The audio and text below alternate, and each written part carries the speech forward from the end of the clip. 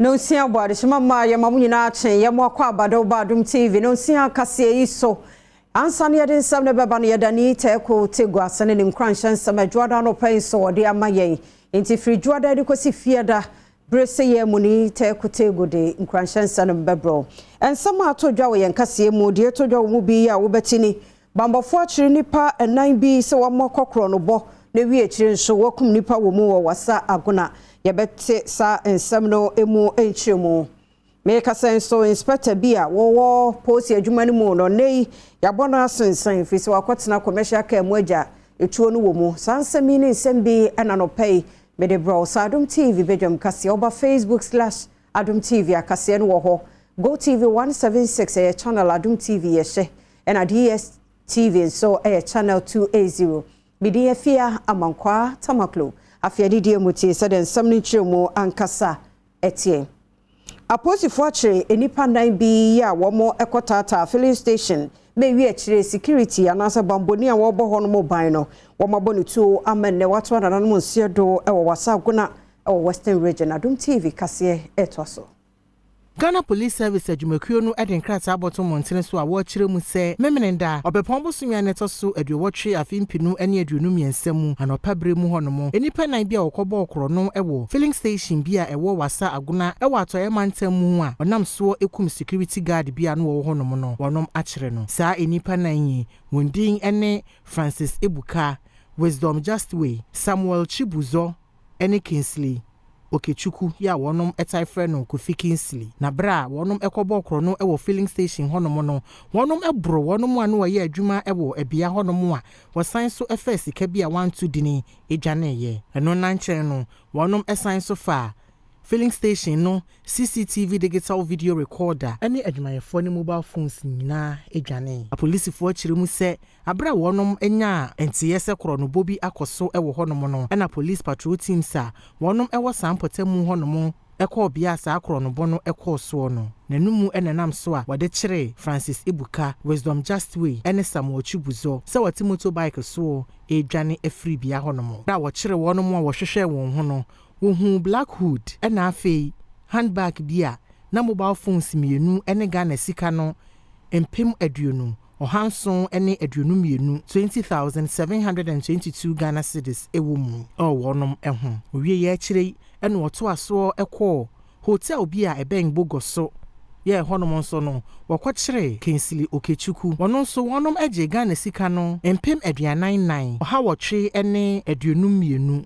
44,852 Ghana cedis efri no na police force su se SK eka sika wokɔwiaye ewo filling station no ho eniama foforo bia wotumi age efri saa enipa wosu se wonom eya akronfo yi ho no na DVR components a eye CCTV setup a wowiaye ewo filling station ho no afei 2 pinch bars ene Ghana card a eye wonom a oye adwuma ewo filling station ho no mu ba akodia sesei saa nipa na ni nyina no akwakodie police fo kukumu a wo hwe animu kwan so de wonom ebekwa kogina semdibia ama emra no eni wonom edi police fo nam krata yi so so manfo nyina abose wonom bekoso aye adwumaden sebe ya asumdwe beba mpotemu ahodo a ewo men yeguso aye wo bambofo nsam no emu na meka say so posi adwumakuo no so abo wo police inspector bia sensen fi se waye nhwe han akotena public transport mu obi akire tu e ka no ho no wagya ne mu na washankani no so enyame so ade wodi tuo na koma bambofo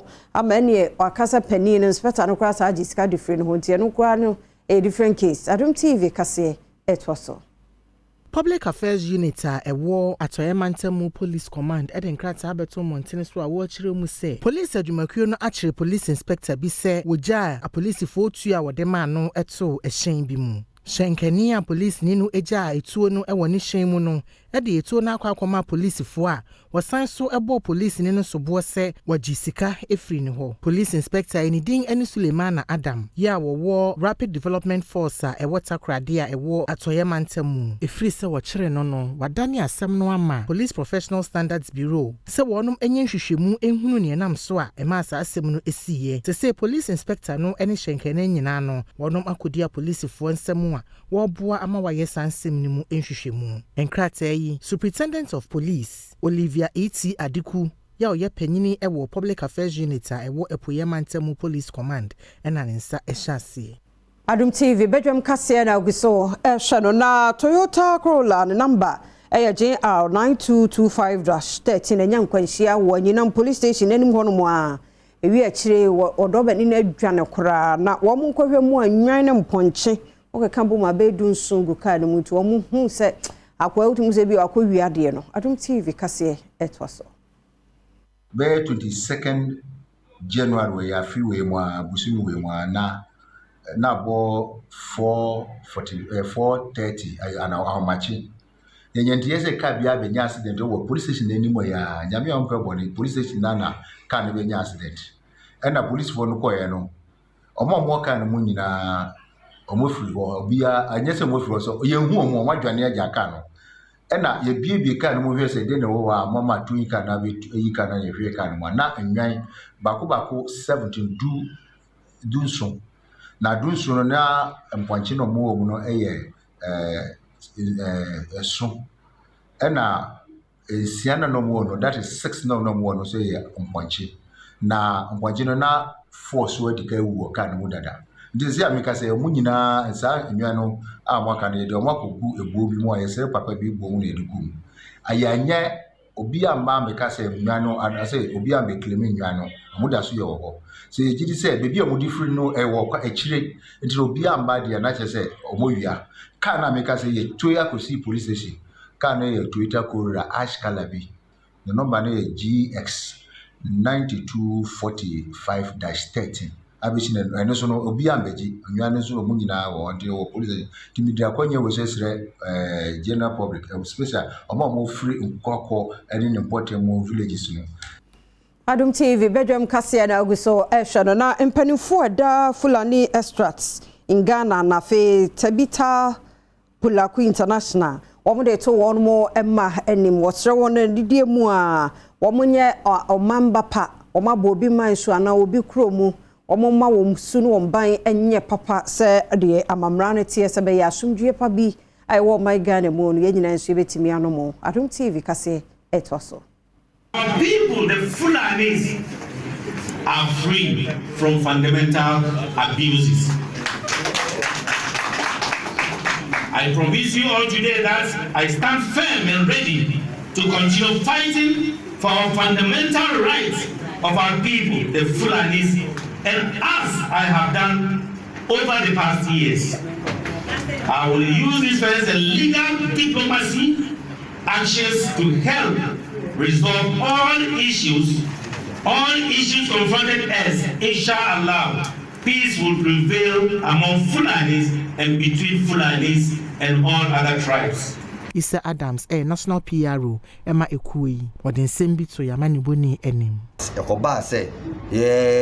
opening nomination, then a file, and then the part 9 per file with the time frame I 27th October 2022, 94 and a file. A bass as so na confirmation you are a say another executive account home, my 18 years old man, and Tina ne. Ya bubom painful the Council of Elders, patron, advisors. First, nene ni sa ankrofo no nyina ba ne. E say do mo nyina kan ho ne nyina ye adwuma as a team. Mabunu ko ahodo bi akeka won ho obom oboko no ne mpota se wo mo prasumdue. Na kwan ya wo mo fa so ye ene se wode agudie ene be hye no mo kena. Na afi mabunu no wo mahu won ho. No ma sumdue ya mpanifo ne o ma ye hwehwe oboko no. Etimi afa ne ntoma pa efra. We are saying that all the youth should take this and be united. It's not about whatever tribe that you are.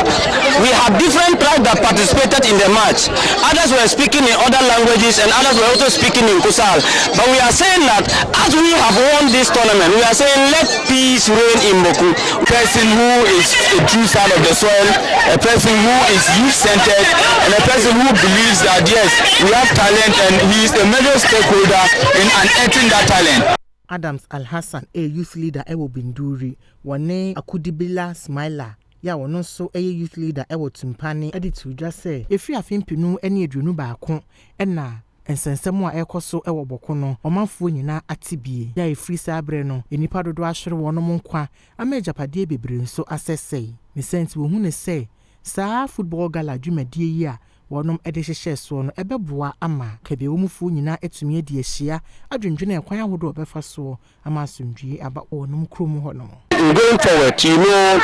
the peace rely on the youth. The youth are the energetic, the exuberant people who want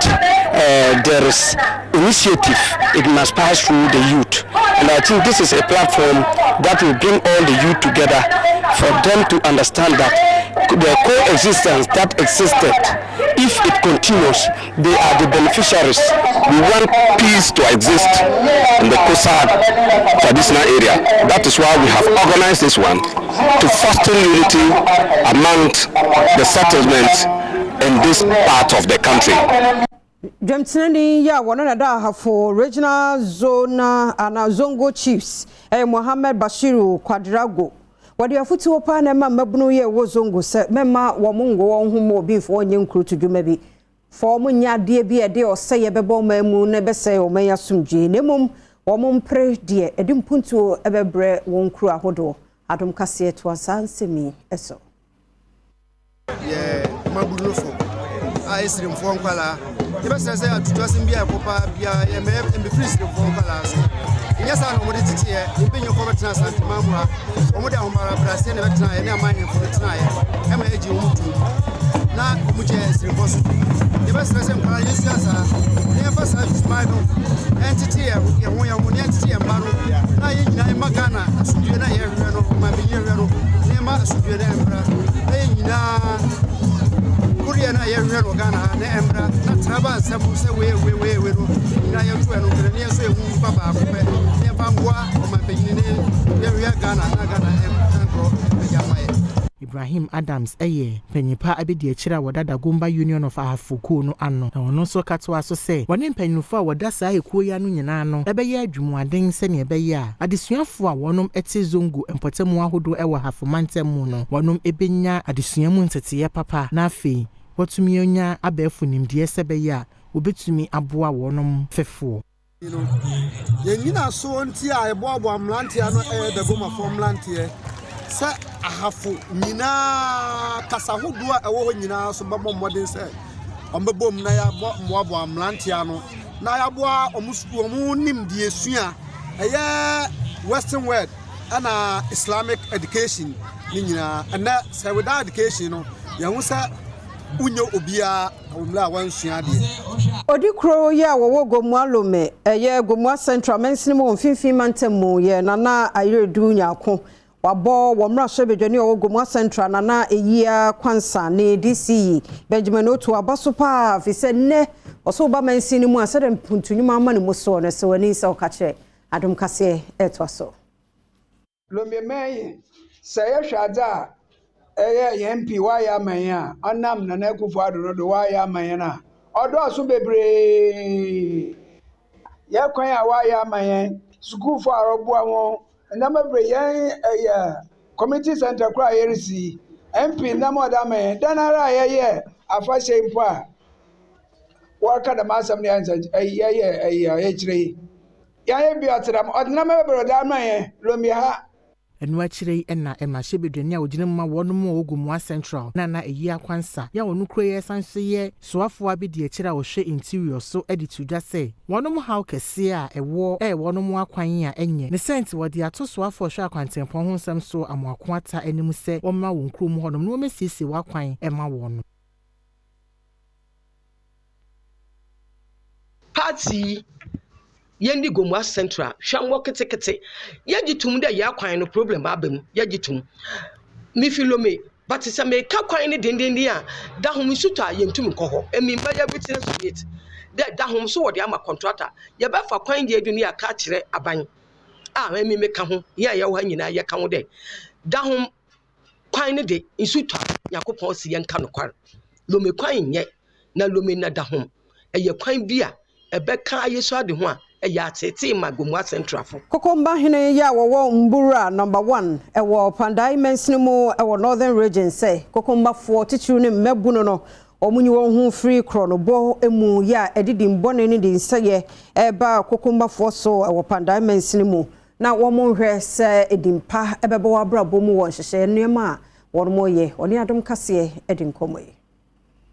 mo say enye say mu wi akrofo bibiri sa utsa na o be kochi obi ko okọ hu se fa wo ayiya o de ko commander ho akodoro a na wa obisa o se kro no okọ so ya nimpa na wo fere mo tie ni nye mi kire ngoma bo so mu njai kro no uye ngoma ni abata o pe asema nya okọ ho be ko bata okọ na wu ya okọ a be ma ya jelu deti na me pese ade me twa fere asase me mo bi ko wi a nkonchi ne njwan o wu ya no obi hia o de bayra mo bi se o de sika mo bi se wa cha pepere on konye bayra